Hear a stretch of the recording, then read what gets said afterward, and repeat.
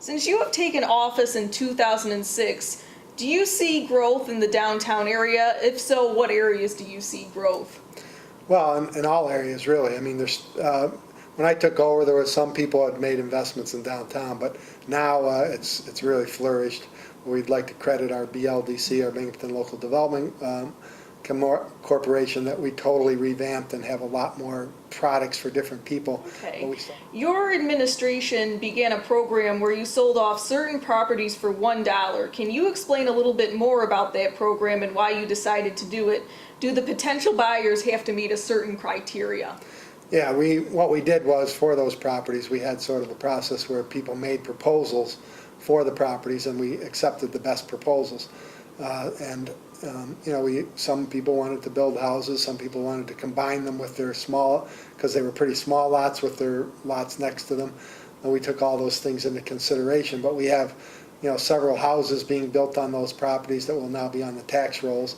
We were able to, through the Restore New York program, which I'm very proud of, we've cleaned up by the end of round 3, we'll have cleaned up well over 100 properties and demolished the really bad ones that couldn't be rehabbed, and we're working on rehabbing the others with funds and grants through the Restore New York program. We put together what's called a project team approach at City Hall, and not only on that issue of housing, which we've really increased our capacity by 300% by including all sorts of community partners, building trades, banks, the realty market, first-time homebuyer organizations, the community housing development organizations. All people have come together to put together a really great organization that will help assist us as we continue to rehab our older properties. And even after Restore, I think the capacity that we're building will really help. We've gotten a lot of money through neighborhood stabilization program, more than we asked for. Plus, we got per capita more money than anybody in upstate on the Restore New York program. That's because we changed what most people are using as just a simple demolition, little rehab program into a real community development program. Okay, late last year, Forbes and the Today Show named Binghamton the top city in the real estate market in terms of quality of life and affordability. What was your first reaction when you heard that news? Well, there's been a number of accolades for the city, and we're very proud of that. Obviously, one of the reasons is because we never had that big boom and bust cycle. But the reality is we're one of only 13 metropolitan areas in the whole country that showed growth. And things are very difficult, but I think this valley is actually weathering this fiscal crisis pretty well, because we've positioned ourselves well to take advantage of the money that's coming down. And that's the other thing about the housing part of it. We're really in a good position to take advantage of the what's called the EECBG, which is the Energy Efficiency Conservation Block Grant, which is allowing for weatherization of, which fits right in with our Restore program. So there's a lot of good things going on to increase the value of our property, increase the the value and the look of our neighborhoods. We're doing curb appeal initiatives and just all sorts of things which we think will eventually get people, which they already are, investing more money in our city and eventually boosting our tax base. Do you think so in a way you believe that it's actually benefited from kind of missing out on the boom and the bust and the... Well, I mean, I'm not saying we wouldn't have wanted to have part of that boom, but it didn't happen, so we are now...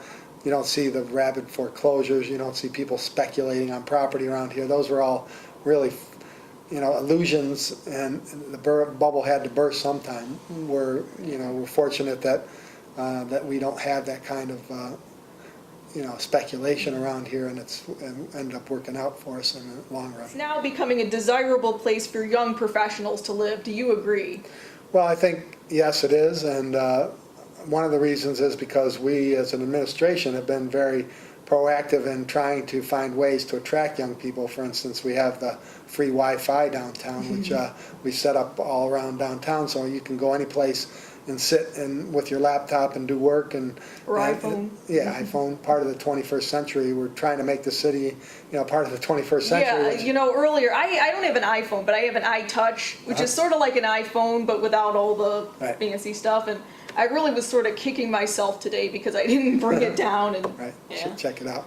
But I think as far as storefront goes, our whole philosophy is we're kind of going along with what's called the National Historic Main Street idea, which is try to preserve your architecture. Look at those buildings as, where you can fit it. You have the upper reaches, you have people fixing them up for spaces to live. You have office space, and you have retail space. That's on the ground floor, and that's kind of the formula that's bringing a lot of cities back, and that's what we're trying to follow.